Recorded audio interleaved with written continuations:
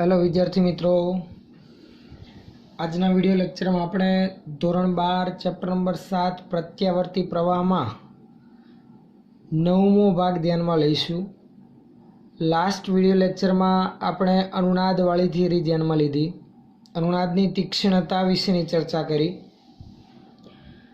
આજનો આપણો ટોપિક છે ચેપ્ટર નંબર 7માં નેક્સ્ટ તમે ટેક્સ્ટબુકમાં જોશો તો છેલ્લે જ્યાં અટક્યા હતા ત્યાંથી પછી આગળ એક ઉદાહરણ આપેલું છે, પણ આપણે એ પહેલાં આ પાર્ટમાં થિયરી ધ્યાનમાં લઈને પછી સાથે સાથે ઉદાહરણને પણ જોઈશું। તો સૌથી પહેલાં એ થિયરી માટે આગળ વધીએ। થિયરી છે આપણી એસી પરિપથમાં પાવર અને પાવર ફેક્ટર। તો ખાસ એનું હેડિંગ આપી રાખીએ આપણે સૌથી પહેલાં, એસી પરિપથમાં પાવર અને પાવર ફેક્ટર વિશેની માહિતી। જે પણ એલસીઆર એસી પરિપથ અથવા તો માત્ર ઇન્ડક્ટર ધરાવતો એસી પરિપથ હોય અથવા માત્ર કેપેસિટર ધરાવતો એસી પરિપથ હોય અથવા અનુનાદની સ્થિતિમાં એસી પરિપથની માહિતી ધ્યાનમાં લઈએ, એમાં પાવર અને પાવર ફેક્ટર વિશેની માહિતી આપણે આ ટોપિકમાં ધ્યાનમાં લેવાની છે। તો આગળ વધીએ એ પહેલાં ખાસ આપણે એસી પરિપથમાં પાવર માટે એનું સમીકરણ યાદ કરીએ। તમને ખ્યાલ છે મિત્રો, પાવરનું સમીકરણ શું આવે? તો કે જે પણ અહીંયા એસી પરિપથમાં આપણે સ્ત્રોત પૂરો પાડીએ છીએ વોલ્ટેજનું, એ કેટલા મૂલ્યનો હોય છે, કેવા પ્રકારનો હતો? તો કે એ એસી અલ્ટરનેટિંગ હતો, એટલે ચલિત હતો। સમય સાથેનું મૂલ્ય સાઇન વિધેય અથવા તો કોસાઇન વિધેય મુજબ બદલાતું જતું હતું। જો વોલ્ટેજ જ ચલિત હોય તો પ્રવાહ પણ ચલિત આપણને મળતો, તો સાઇન વિધેય અનુસાર બદલાતો જતો। તો સૌથી પહેલાં તો એસી પરિપથમાં લાગુ પાડેલા વોલ્ટેજ અને એમાંથી વહેતા પ્રવાહની આપણે નોંધ લખી રાખી, જે આપણને ખ્યાલ છે। ચાલો સૌથી પહેલા એ નોંધી રાખીએ। લાગુ પાડેલ અહીં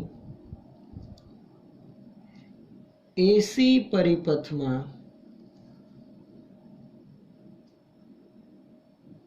લાગુ પાડેલ વોલ્ટેજ, જે તમને ખબર છે V બરાબર Vm sin ઓમેગા ટી, તથા તેના લીધે પરિપથમાંથી વહેતો પ્રવાહ, એ પ્રવાહ કેટલો? તો કે પ્રવાહ I બરાબર Im sin omega T plus 5 વડે આપણે દર્શાવતા હતા।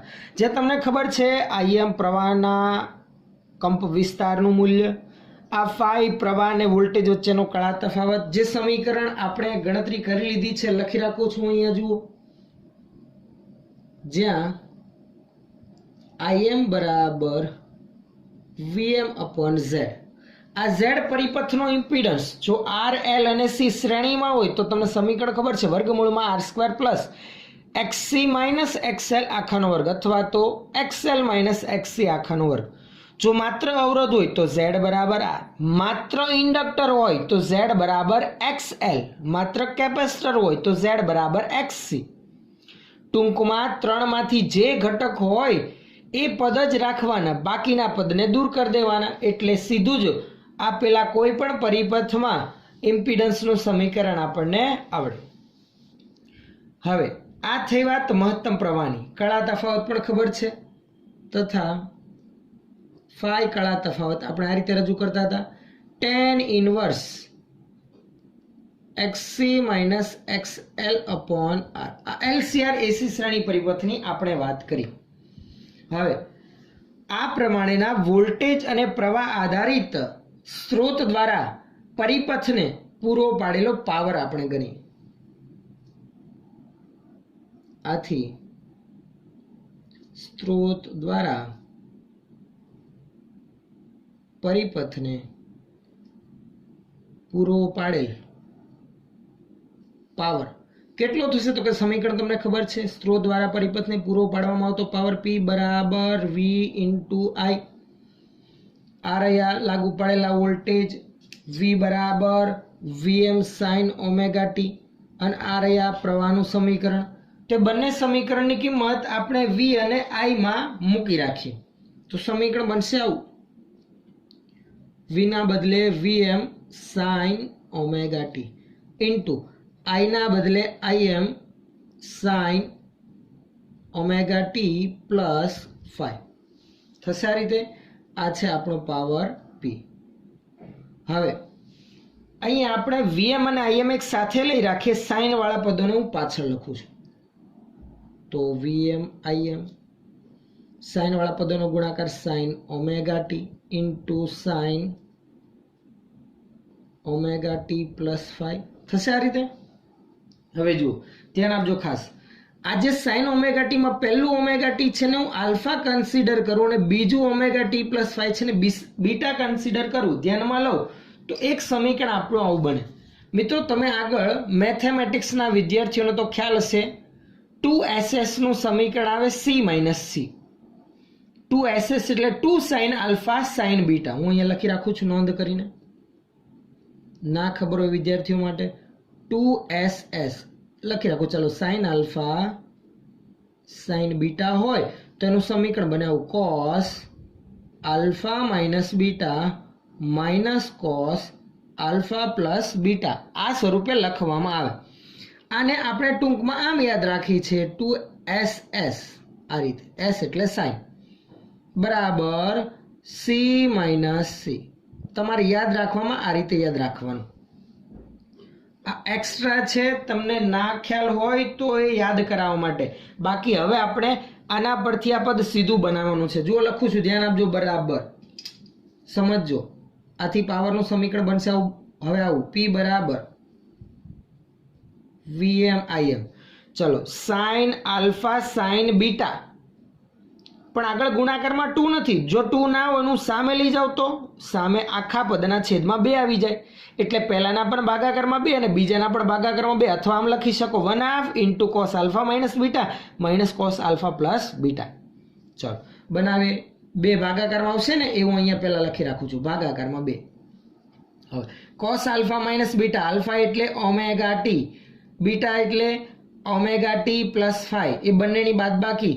જો આ બંનેની આપણે બાદબાકી કરીએ omega T minus omega T plus 5 કરું તો ઓમેગા ટી કેન્સલ થઈ જાય, માત્ર 5 વધે, એ પણ ઋણ નિશાની વાળો. પણ cos મિત્રો યુગ્મ વિધેય હોવાથી cos માઇનસ 5 આપણે માત્ર cos 5 લખી શકીએ.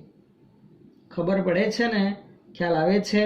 અહીંયા 5 એ omega T minus omega T plus alpha કર્યું, એમાં ઓમેગા ટી કેન્સલ થઈ જશે, માઇનસ આલ્ફા વધશે, પણ cos માઇનસ 5 એટલે cos 5 લખી શકાય, તો મેં સીધું cos 5 લખ્યું. ચલો બીજા પદમાં minus cos alpha plus beta બંનેનો સરવાળો ઓમેગા ટી પ્લસ 5 તો omega T 2 omega T plus 5 થશે. આ સ્ત્રોત દ્વારા પરિપથને પૂરો પાડેલો પાવર. પણ શું આ પદ અચળ છે?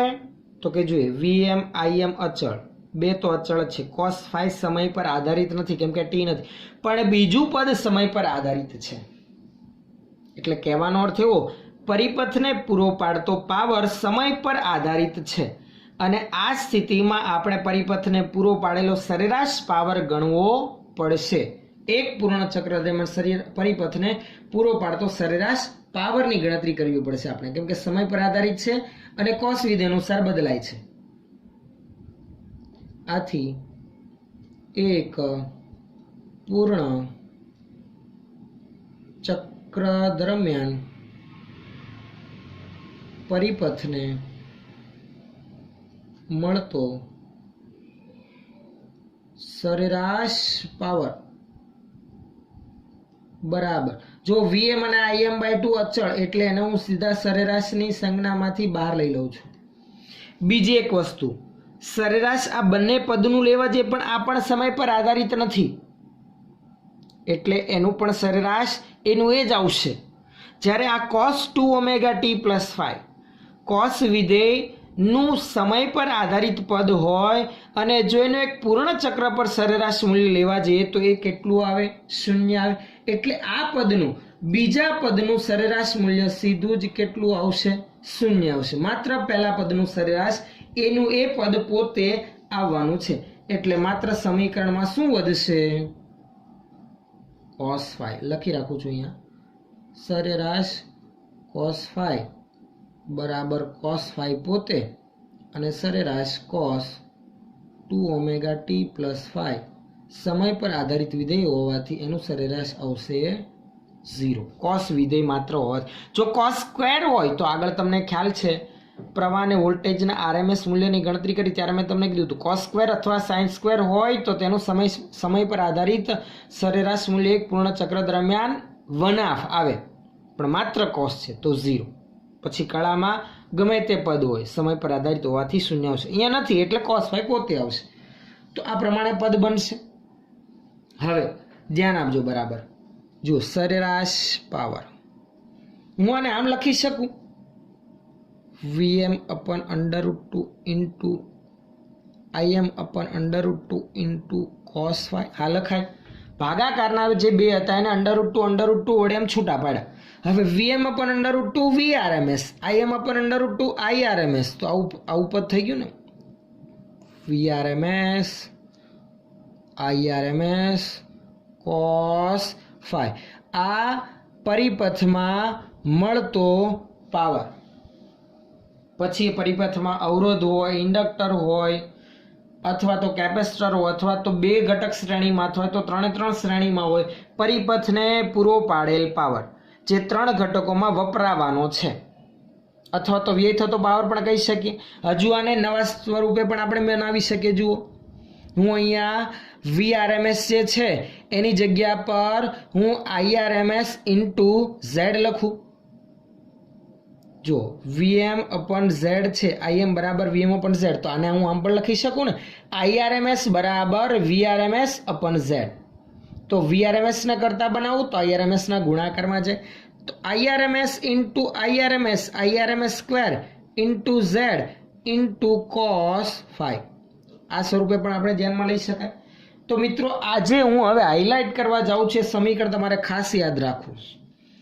એસી પરિપથમાં પૂરો પાડેલ અથવા તો વ્યય થતા પાવરનું સમીકરણ સરેરાશ પાવર કેટલો આવ્યો?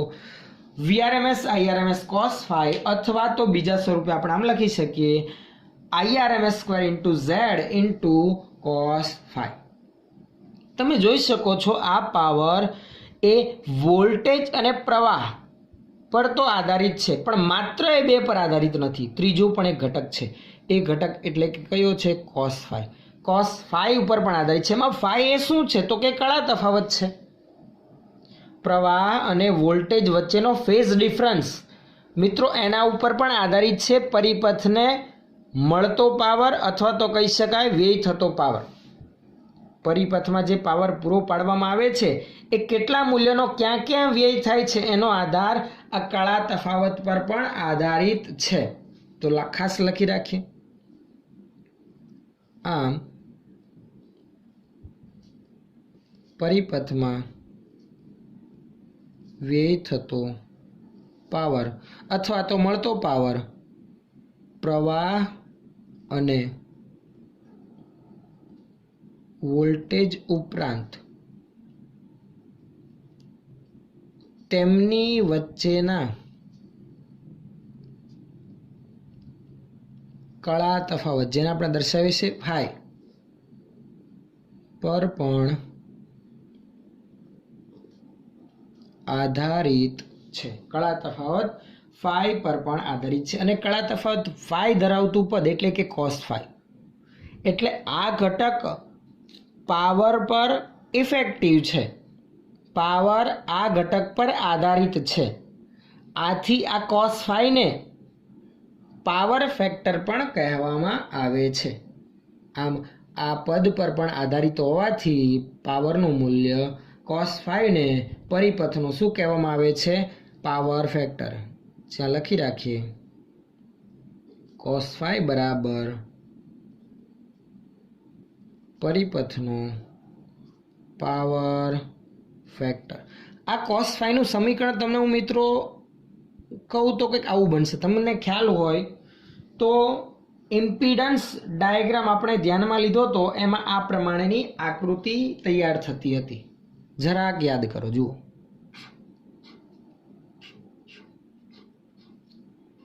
અહીંયા આપણે 5 વડે દર્શાવેલ હતું. આ તો આપણો અવરોધ R, આ તો Z, અને અહીંયા પદ આવતું હતું XC - XL. સમજો ને બરાબર. મારે cos phi બનાવવું છે પાવર ફેક્ટર. તો cos phi આ કાટકોણ ત્રિકોણ પરથી બનાવો તો શું બને? cos θ બરાબર પાસેની બાજુના છેદમાં કર્ણ. પાસેની બાજુ છે R અને કર્ણ છે Z, એટલે cos phi બરાબર શું બને? R/Z. આ સમીકરણ ખાસ તમારે યાદ રાખવું. આમ પરિપથ ગમે તે હોય એનો પાવર ફેક્ટર cos phi કેટલા મૂલ્યનો આપણે એ જો ધ્યાનમાં લેવું હોય, ગણતરી કરવી હોય તો આ રીતે કરી શકીએ. cos phi બરાબર R/Z. નહીતર જો તમને કળા તફાવત આવડતો હોય phi તો સીધું મેળવી શકાય. જો phi ના ખબર હોય તો આ પદ પરથી પણ મેળવી શકીએ. પાવર ફેક્ટર cos phi બરાબર R/Z, જ્યાં Z એ પરિપથનું ઇમ્પિડન્સ, પછી જે પણ હોય એના આધારિત ઇમ્પિડન્સનું સમીકરણ બનાવી નાખવાનું રહે. ખ્યાલ આવે છે? હવે આપણે શું ધ્યાનમાં લઈએ? જુદા જુદા કિસ્સાઓ કે અલગ અલગ પરિપથમાં પાવર અને પાવર ફેક્ટરનું મૂલ્ય કેટલું કેટલું હોય, એવા અલગ અલગ કિસ્સાઓમાં સૌથી પહેલો કિસ્સો આપણે ધ્યાનમાં લઈએ તો ખાસ કિસ્સા, એમાં પહેલો કિસ્સો શું છે? તો કે પહેલો કિસ્સો તમને ઉલ્લેખ કરેલો છે અવરોધક ધરાવતા પરિપથમાં. અવરોધક ધરાવતા પરિપથ માટે પાવર અને પાવર ફેક્ટરની માહિતી આપણે ધ્યાનમાં લઈએ. માત્ર અવરોધક ધરાવતો પરિપથ હોય તો તમે જરાક યાદ કરો મિત્રો, આ પરિપથ વિશે આપણે આગળ ચર્ચા કરી લીધી. માત્ર અવરોધક ધરાવતા પરિપથ માટે cos phi માં જે phi છે કળા તફાવત કેટલો આવે? તો કે કળા તફાવત વોલ્ટેજ અને પ્રવાહ વચ્ચેનો શૂન્ય. કારણ કે માત્ર અવરોધક ધરાવતા પરિપથમાં પ્રવાહ અને વોલ્ટેજ સમાન કળામાં હોય, માટે phi 0 તો cos 0 આવશે 1, અને cos 0 1 તો પાવર વ્યય Vrms into Irms અથવા તો Irms સ્ક્વેર into Z જેટલું મળે.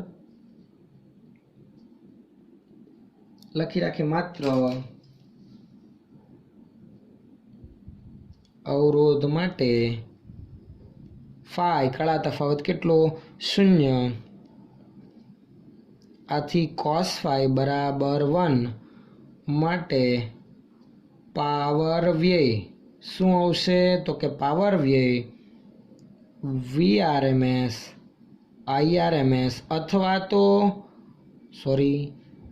Irms સ્ક્વેર ઇન્ટુ Z મળે, જ્યાં તમને ખબર છે Z બરાબર શું હોય? માત્ર અવરોધક ધરાવતા પરિપથ માટે અવરોધ જ આવશે ને, તો Z બરાબર R, માટે પાવર P બરાબર Irms સ્ક્વેર ઇન્ટુ R, એટલે કે મહત્તમ પાવર વ્યય થતો જોવા મળશે અવરોધક ધરાવતા પરિપથ માટે. સૌથી વધુ પાવર વ્યય અવરોધક ધરાવતા પરિપથમાં આટલા મૂલ્યનો જાણવા મળશે. ચાલો, અવરોધક ધરાવતા પરિપથ બાદ આપણે શુદ્ધ ઇન્ડક્ટર અને કેપેસિટિવ પરિપથ ધ્યાનમાં લઈએ. બીજો કિસ્સો એ શુદ્ધ ઇન્ડક્ટિવ અથવા તો કેપેસિટિવ પરિપથ હોય. પરિપથમાં માત્ર કોણ હોય? ઇન્ડક્ટર અથવા તો કેપેસિટર. કેમ બંનેને એક સાથે લીધા આપણે? તો તમને ખ્યાલ છે મિત્રો, ઇન્ડક્ટર અને કેપેસિટર ધરાવતા પરિપથ માટે કળા તફાવત જે phi હતો એ સરખો હતો π/2. આ ફરક એટલો હતો કે ઇન્ડક્ટર ધરાવતા પરિપથ માટે પ્રવાહ એ વોલ્ટેજ કરતાં π/2 જેટલો પાછળ હતો અને કેપેસિટર માટે પ્રવાહ π/2 જેટલો આગળ હતો. પણ phi નું મૂલ્ય હતું તો π/2 જેટલું જ. તો એના માટે અહીં લખી રાખીએ, phi કળા તફાવત કેટલો હતો? π/2. આથી હું ટૂંકમાં લખું છું અહીંયા, બરાબર. આથી cos π/2 બરાબર 0. આનો અર્થ એવો થયો cos phi નું મૂલ્ય, પાવર ફેક્ટરનું મૂલ્ય કેટલું હોય? 0 હોય કેપેસિટર અથવા તો ઇન્ડક્ટર ધરાવતા પરિપથ માટે. અને જો પાવર ફેક્ટર 0 હોય તો પાવર પણ કેટલો 0 હોય. આથી પ્રવાહ વહેવા છતાં વ્યય થતો પાવર P બરાબર પણ 0 આવશે. એટલે પરિપથમાંથી પ્રવાહ વહે છે છતાં પાવર વ્યય કેટલો મળે છે? 0 મળે છે. કેટલો મળે છે આપણને અહીંયા? 0. આમ પાવર વ્યય 0 થતો હોય એવી સ્થિતિમાં જે પ્રવાહ વહે છે તે પ્રવાહને કહેવામાં આવે છે વોટલેસ પ્રવાહ. જે નવું એક નામ આપણે અહીંયા ખાસ ધ્યાનમાં લેવાનું છે. આમ આ સ્થિતિમાં પરિપથમાંથી વહેતા પ્રવાહને શું કહેવામાં આવે છે? વોટલેસ પ્રવાહ કહે છે. આનો અર્થ એવો થયો મિત્રો, ખાસ યાદ રાખવું કે માત્ર ઇન્ડક્ટર અથવા તો કેપેસિટર ધરાવતું પરિપથ હોય તો એવી સ્થિતિમાં પરિપથમાંથી વહેતા પ્રવાહને વોટલેસ પ્રવાહ કહે છે. એટલે કે સહેજ પણ પાવર વ્યય થતો નથી. એટલે પ્રવાહને નવું નામ આપ્યું. જો પાવરનો એકમ કયો આવે? વોટ. પાવર વ્યય વગર વ્યય થતો પ્રવાહ એટલે વોટલેસ પ્રવાહ એવું નામ આપવામાં આવ્યું. માત્ર કેવા પરિપથમાં? ઇન્ડક્ટર અથવા તો કેપેસિટર જોડેલું હોય એવા પરિપથમાં. બંને એક હોય ત્યારે. હા, પછી સંયોજન હોય, અવરોધ ઇન્ડક્ટર, અવરોધ કેપેસિટર શ્રેણીમાં હોય તો એવી સ્થિતિમાં પાવર વ્યય થાય, એમાં 0 આવશે નહીં. માત્ર ઇન્ડક્ટર અથવા માત્ર કેપેસિટર એ પરિપથમાં પાવર વ્યય 0 અને વ્યય થતો પ્રવાહને કહેવામાં આવે છે વોટલેસ પ્રવાહ. આ સ્થિતિમાં પાવર વ્યય આટલો આપણને મળશે. બરાબર. હજુ બે કિસ્સા આપણે ધ્યાનમાં લેવાના છે. એના માટે હવે આપણે આગળ વધીએ. હવે મિત્રો આગળ ત્રીજા કિસ્સા તરફ આગળ વધીએ. ત્રીજો કિસ્સો છે આપણો અહીંયા અવરોધક અને શુદ્ધ ઇન્ડક્ટિવ અને કેપેસિટિવ પરિપથ બાદ LCR શ્રેણી પરિપથમાં પાવરની વાત કરીએ. જે LC અને R શ્રેણી પરિપથ હતો એના માટે પાવરની વાત કરીએ. LCR શ્રેણી પરિપથમાં પાવર. ધ્યાન આપજો બરાબર આગળ. હવે ચલો આમાં જરાક આગળ વધીએ. તો LCR શ્રેણી પરિપથમાં પાવર કેટલો? તો કે પાવરની માહિતી ધ્યાનમાં લેવી હોય તો સૌથી પહેલા પાવર ફેક્ટરની ગણતરી કરવી પડે. પાવર ફેક્ટર છે cos phi.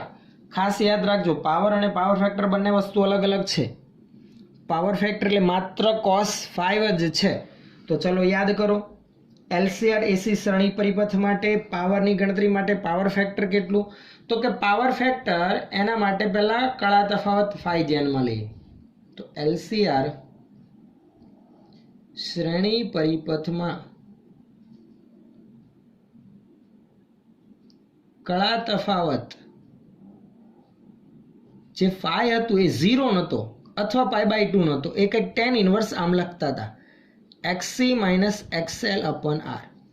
એટલે 0 પણ નથી, π/2 પણ નથી, કંઈક મૂલ્ય આપણને આ કળા તફાવત phi નું મળશે. જો phi નું કંઈક મૂલ્ય મળે તો cos phi પણ આપણને કંઈક મળવાનો છે, કળા તફાવત આધારિત પાવર ફેક્ટર પણ. આથી LCR શ્રેણી પરિપથમાં પાવર કેટલો? તો કે જે સમીકરણ આગળ આપણે ધ્યાનમાં લીધું એ જ. આથી LCR શ્રેણી પરિપથમાં પાવર જે આપણે ઉપરોક્ત સમીકરણ મેળવ્યું તમે યાદ કરો. P બરાબર VRMS IRMS cos phi મુજબ મળશે. પણ આ એક વસ્તુ છે, જ્યારે આ 3 ઘટક શ્રેણીમાં હશે ત્યારે પાવરનો મોટા ભાગનો વ્યય અવરોધના બે છેડા વચ્ચે જ થશે. કારણ કે ઇન્ડક્ટર અને કેપેસિટરમાં પાવર વ્યય એકદમ ન્યૂનતમ હોય. મોટા ભાગનો પાવર વ્યય અવરોધમાં જ થતો જોવા મળશે. એટલે જ્યારે 3 શ્રેણીમાં હોય અથવા R અને C શ્રેણીમાં હોય અથવા R અને L શ્રેણીમાં હોય ત્યારે મોટાભાગનો પાવર વ્યય શેમાં થવાનો છે? અવરોધમાં જ, જે આ સમીકરણ મુજબ થવાનો છે. જેમાં cos phi નું મૂલ્ય જે મેં તમને કીધું તેમ કે cos phi બરાબર અહીંયા આપણું કેટલું આવશે? R/Z જેટલો પાવર ફેક્ટર મુજબ આપણને પાવર ફેક્ટર કંઈક મળશે જે 0 પણ નહીં હોય, મેક્સિમમ પણ નહીં હોય, પણ કંઈક મૂલ્ય ધરાવતો હશે. અને એ સમીકરણ મુજબ પછી પાવર વ્યય થતો જોવા મળશે. ચાલો A, B અને C પછી છેલ્લો ચોથો કિસ્સો આપણે ધ્યાનમાં લઈએ. ચોથા કિસ્સામાં તમે જોશો તો LCR શ્રેણી પરિપથમાં અનુનાદની સ્થિતિ એ પાવર છે. LCR શ્રેણી પરિપથમાં અનુનાદની સ્થિતિમાં શેની માહિતી ધ્યાનમાં લેવાની છે? પાવરની માહિતી આપણે ધ્યાનમાં લેવાની છે. અનુનાદની સ્થિતિ એ પાવર. ચાલ, અનુનાદની સ્થિતિ એ પાવર કેટલો હતો કે મેં તમને હમણાં આગળ વાત કરી એમ ફરી એક વખત પાવરની માહિતી ધ્યાનમાં લેવી હોય તો સૌથી પહેલા આપણે પાવર ફેક્ટર વિશેની માહિતી ધ્યાનમાં લેવી પડશે. ચલો વિચારો, LCR AC શ્રેણી પરિપથમાં અનુનાદની સ્થિતિ પાવર ફેક્ટર કેટલો હોય? તો લખી રાખી ખાસ. અનુનાદની સ્થિતિમાં તમને એ તો ખબર જ છે અનુનાદ ક્યારે રચાય, ક્યારે જોવા મળે? તો કે અનુનાદ એટલે કે પરિપથમાંથી વહેતા પ્રવાહનો કંપ વિસ્તાર મહત્તમ થવો, અને એ પ્રવાહનો કંપ વિસ્તાર મહત્તમ મેળવવા માટે પેલું XC બરાબર XL થવું જોઈતું હતું, અને આથી જ આપણને XC માઇનસ XL બરાબર કેટલું મળે? 0 મળે. અને એ અનુનાદની સ્થિતિમાં માટે ઇમ્પિડન્સ આવો મળતો હતો. ઇમ્પિડન્સ, પરિપથનો ઇમ્પિડન્સ Z બરાબર કેટલો થઈ જતો હતો? માત્ર R. માટે પાવર ફેક્ટર કેટલો થશે? તો કે cos phi આપણે ધ્યાનમાં લઈએ તો cos phi બરાબર R upon Z. Z તો R જ છે, R upon R એટલે કે 1. cos phi જો 1 આવતું હોય માટે પાવર સમીકરણ મુજબ શું આવશે? તો કે VRMS IRMS cos phi તો 1 છે એટલે મહત્તમ મળશે VRMS into IRMS, અથવા તો આમ લખાય IRMS square into Z. Z એટલે કે અહીંયા છે R. આમ પાવર વ્યય કેવો થશે? મહત્તમ વ્યય થતો જોવા મળશે. કેવા પરિપથની જેમ જ? અવરોધક ધરાવતા પરિપથની જેમ આમાં પણ જોવા મળશે પાવર વ્યય. તો ચલો ખાસ આને પણ હું હાઇલાઇટ કરી રાખું છું કે અનુનાદની સ્થિતિમાં પરિપથમાં વ્યય થતો પાવર મહત્તમ હશે જે અવરોધક ધરાવતા પરિપથમાં હતો એટલો, અને LCR શ્રેણી પરિપથમાં તો આપણે સમીકરણ ધ્યાનમાં લીધું એ મુજબ જ આપણને અહીંયા પાવર વ્યય મળશે. ચલો, આ થઈ અહીંયા LCR અથવા તો આ L અને R, અથવા R અને C, અથવા તો R C L માત્ર એક એક ઘટક જોડેલા હોય એવી સ્થિતિમાં પરિપથમાં પાવર અને પાવર ફેક્ટરની વિગત. અહીંયા હજુ આપણે એક આ વિડિયો લેક્ચરમાં દાખલો એડ કરી રાખીએ કે જે આપણે ધ્યાનમાં લેવાનો છે, જે આપણે હમણાં આગળ શરૂઆતમાં ચર્ચા કરી એમ. તો સૌથી પહેલા હું એનો ક્વેશ્ચન લખી રાખું છું, પછી આપણે તેના આન્સર તરફ આગળ વધીએ. બરાબર છે?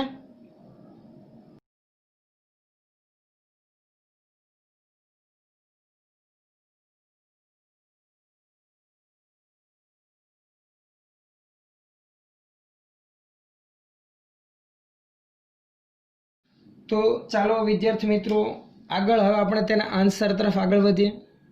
પ્રશ્ન જરા ખાસ ફટાફટ એક વખત ધ્યાનથી વાંચો. જો 220 વોલ્ટ 50 હર્ટ્ઝના એસી સ્ત્રોત સાથે આપણે 200 ઓહ્મનો અવરોધ અને 15 માઇક્રોફેરાડના કેપેસિટરને શ્રેણીમાં જોડવામાં આવેલ છે. એટલે અહીં R અને C શ્રેણી જોડાણમાં છે. પરિપથ કયો છે? RC શ્રેણી જોડાણ ધરાવતો પરિપથ છે, જે તમારી માહિતી ખાતર હું અહીંયા લખી રાખું છું.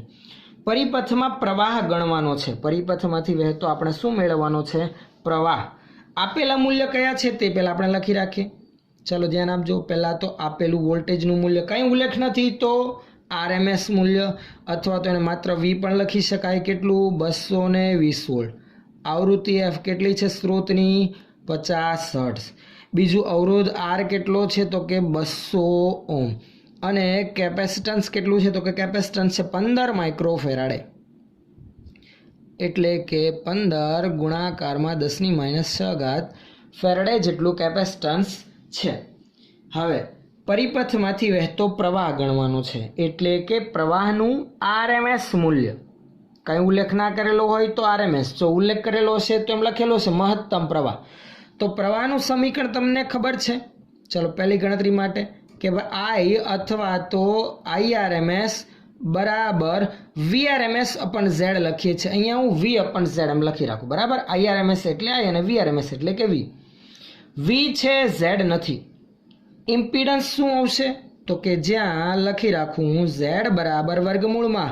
ચલો યાદ કરો, તમને ખબર હોવી જોઈએ આપણે R અને C શ્રેણી જોડાણ વાળો પરિપથ તો સર ધ્યાનમાં લીધેલો જ નથી, પણ મેં તમને કીધેલું હતું જ્યારે પણ જે ઘટક ના હોય એ પદ શૂન્ય લઈ લેવાનું. તો આપણે LCR શ્રેણી પરિપથમાં આમ લખતા હતા R² plus XC minus XL0, પણ XL ઇન્ડક્ટર તો છે જ નહીં, તો એક પદ જ 0, તો માત્ર XC².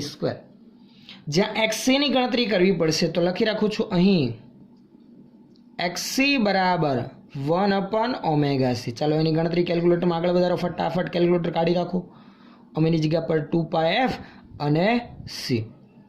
ચલો કિંમત મૂકો 1/2 ગુણાકારમાં 3.14. F નું મૂલ્ય 50 અને C નું મૂલ્ય 15 માઇક્રોફેરાડ એટલે 15 ગુણાકારમાં 10⁻6. કેલ્ક્યુલેટરમાં મિત્રો આની ગણતરી કરશો તો 212.3 આવે છે. અને એકમ કયો તો કે કેપેસિટિવ રિએક્ટન્સ હોય કે ઇન્ડક્ટિવ રિએક્ટન્સ હોય, એકમ તો એનો ઓમ જ છે. ચલો આ કિંમત હું અહીંયા મૂકું છું. હવે Z મેળવીએ. માટે Z બરાબર વર્ગમૂળમાં R નું મૂલ્ય છે 200, તો 200 નો વર્ગ પ્લસ XC નું મૂલ્ય છે 212.3, તો 212.3 એનો વર્ગ, બરાબર. ચલો હવે આનો વર્ગ સરવાળો અને પછી વર્ગમૂળ કાઢો તમે કેલ્ક્યુલેશન કરીને, તો એ પરિણામ શું આવે છે ફરી એક વખત ફટાફટ ગણતરી આગળ વધારશો તો આન્સર આવે છે કંઈક 291.67 ઓમ. મિત્રો કેલ્ક્યુલેટરમાં ગણતરી તમે વેરીફાઈ કરી રાખજો, કદાચ માઇનોર મિસ્ટેક મારાથી થઈ હોય તો. ચલો Z મળી ગયો, પણ આપણે ઇમ્પિડન્સ નથી, પ્રવાહ ગણવાનો, તો કંઈ વાંધો નહીં, હવે સીધો પ્રવાહ મળી જાય. આથી પ્રવાહ I બરાબર V અપન Z મુજબ. ચાલો હવે બધું જ છે આપણી પાસે. V નું મૂલ્ય 220, Z નું મૂલ્ય 291.67. માટે પ્રવાહ I બરાબર ગણતરી કરીશું તો 0.7542 એમ્પિયર જેટલો આપણને પરિપથમાંથી વહેતો પ્રવાહ મળશે. તો આ છે આપણા પહેલા ક્વેશ્ચનનો આન્સર. હવે ધ્યાન આપજો, બીજો પ્રશ્ન શું પૂછેલો છે? અવરોધ અને કેપેસિટરના બે છેડા વચ્ચેના વોલ્ટેજ.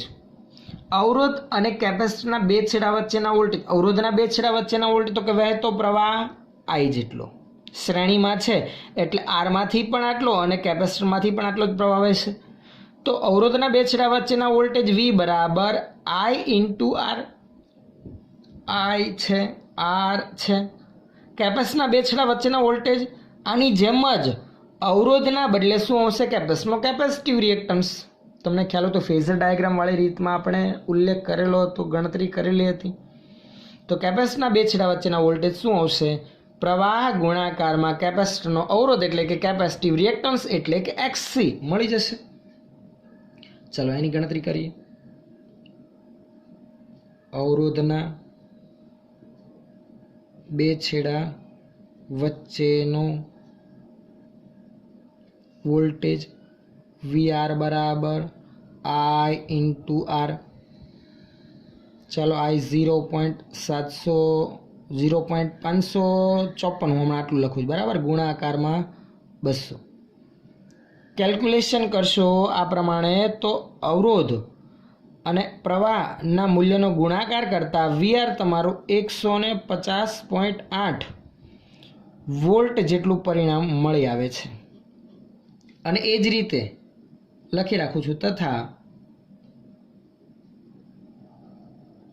કેપેસિટરના બે છેડા વચ્ચેનો વોલ્ટેજ VC બરાબર I ઇન્ટુ XC. I 0.754 અને XC આ રહ્યું 212.3. કેલ્ક્યુલેટરમાં ગણતરી કરશો તો આ પરિણામ કંઈક 160.07 વોલ્ટ જેટલું પરિણામ મળી આવે છે.